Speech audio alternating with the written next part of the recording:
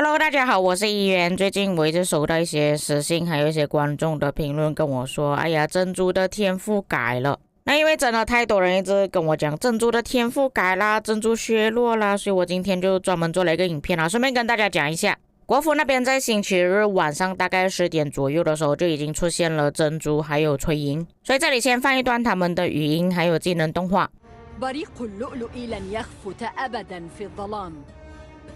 انتباه أيها المماليك،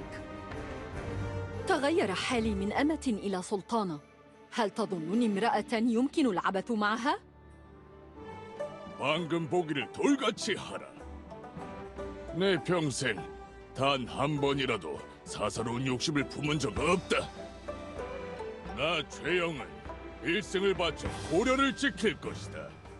这样算不算暗改呢？不算，只要游戏里面还没有一天正式推出这位统帅的话，官方都是有权利去更改的。虽然官方在之前透露的一些消息一直强调说珍珠是技能天赋，但是后来变成辅助天赋会让玩家感到比较失望啦。那首先我们要来理解一下为什么官方会突然把它的天赋改成辅助。辅助天赋的特性就是当你从一个建筑物要离开出去的时候，速度会比较快一点。也是很多让自己受到的伤害降低的关系，所以辅助天赋会让你自己的部队会变得比较硬一点。最重要的一点就是辅助天赋有受到的治疗效果提升。这里我们要回去讲一下珍珠的技能了。OK， 大家要先理解主将的天赋会触发，做副将的时候天赋是不会触发的。等于说我们要看珍珠的技能，只能看他担任主将的时候，也就是技能伤害、直接伤害。就是因为他做主将的时候是用技能伤害的关系，所以可能官方是考虑到这一点，在一开始他的天赋设计是放在技能。但是你们仔细去看珍珠的技能啊，其实他很多技能都是没有技能伤害提升的，更多的时候都是受到的治疗效果提升，不然就是受到的伤害降低。更别说他的技能里面的辅助效果是帮助队友的，比方说帮队友回血，甚至在他的技能里面有出现到普通攻击伤害提升，都没有增加任何的技能伤害提升。我认为官方一开始把他的伤害系数拉到这么高呢，也就是让他不想要在技能里面增加太多技能伤害，只是光靠直接伤害的系数就已经可以打出伤害了，不需要额外的提升。但也因为他的天赋改动有可能会影响到他的搭配，像是诸葛亮的技能其实很依赖技能天赋的，因为诸葛亮他除了有原型 AOE 之外，还有额外的伤害，也就是无喉效果，其实也是依赖技能天赋的。珍珠也没有所有伤害提升，就变成说诸葛亮他之后的爆发力可能会比较低一点。相反的，诸葛亮自己做主将的话，他用技能天赋，并且如果他搭配海尔曼还有 20% 的技能伤害提升，搭配李生贵还有 50% 加 12% 的博物馆技能伤害提升。等于说搭配方面大家要做一个取舍了，如果你想要你的诸葛亮这个队伍活得久一点的话，这样你就要搭配珍珠，但是你的技能伤害会稍微下降一点点。但如果你是用回诸葛亮搭配其他的，比方说海尔曼啊、布迪卡、李生贵，技能伤害就会提升比较高，但是速度方面可能没有珍珠那么快，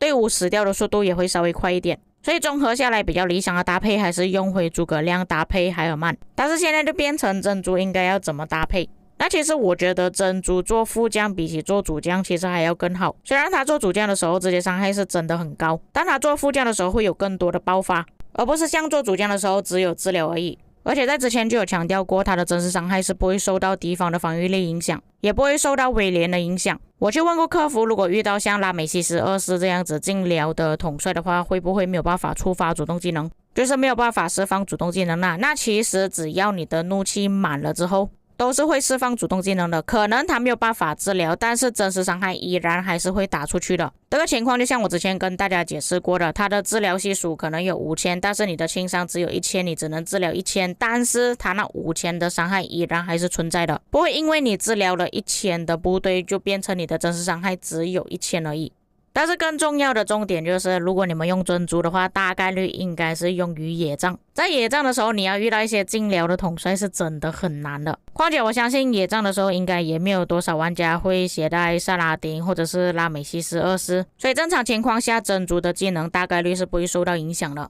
但假设说如果要把珍珠作为副将的话，他的主将又要搭配谁？那其实我在考虑着要不要用海尔曼搭配珍珠啊，因为海尔曼他的天赋也是辅助的，也有半圆形的 AOE， 然后海尔曼刚好有提升攻击力跟防御力，就是偏偏没有生命值提升。而且把海尔曼跟珍珠搭配起来的话，速度应该会比较快，这个队伍就变成 debuff 跟 buff 的队伍。海尔曼的技能也不像诸葛亮这样子有这么多的额外伤害，就是技能爆发，多数都是施加 debuff 而已。所以就算是用辅助天赋或者是用原型盾的话，其实对他的影响造成不会太大，反而可以让珍珠更好的去发挥他的技能。但如果把海尔曼跟珍珠搭配在一起的话，就变成说你的诸葛亮可能要找别的统帅搭配了，有可能是亚述巴尼拔或者是布迪卡里程柜。但我相信现在应该没有多少玩家去完成原型阵，甚至都没有去接触原型阵，所以大概率珍珠会做主将的可能性比较高一点。那其实珍珠做主将的话，我比较推荐用珍珠搭配里程柜。里程柜它的技能伤害提升会比较高一点，50%加12%，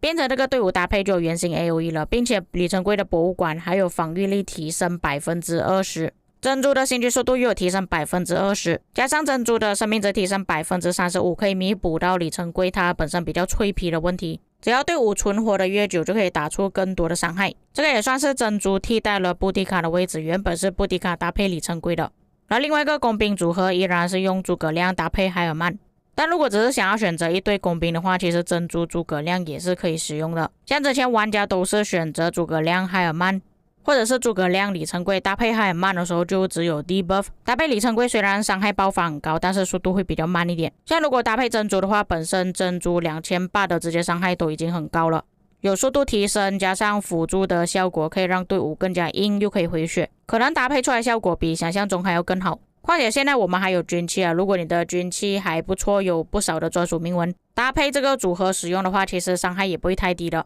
那么还是要说到重点啊，珍珠它改了天赋之后，到底有没有被削弱？老实说，多多少少还是会有受到一些影响。毕竟技能天赋还是对敌人造成伤害会比较高，然后辅助天赋只是让自己的队伍更加硬一点。只是针对于珍珠对他自己而言肯定是提升的，因为它本身就是一个辅助的技能，不管是针对于他的治疗，他的存活率都是有提升，但是就会变成他搭配的统帅造成的影响会比较大。像技能天赋里面就有额外伤害提升6%，造成的所有技能伤害提升3%。还有这两个天赋，如果是珍珠他作为主将，他触发到了这个技能，影响到诸葛亮，其实诸葛亮打出去的伤害会比较高一点，也可以提升到他的武侯伤害。但是现在珍珠变成辅助天赋，就变成说如果你珍珠搭配诸葛亮就少了这些东西。还有就是如果你用珍珠作为主将的话，其实就可以直接用楔形阵，可是如果你把珍珠做副将，然后诸葛亮做主将，珍珠又没有办法使用诸葛亮的技能天赋，只能搭配海尔曼使用。但是也因为你的主将副将一个是真实伤害，一个是技能伤害，你也不知道到底要选择楔形阵还是圆形阵比较好。这个情况真的太像之前的刘彻哥哥出现的时候了。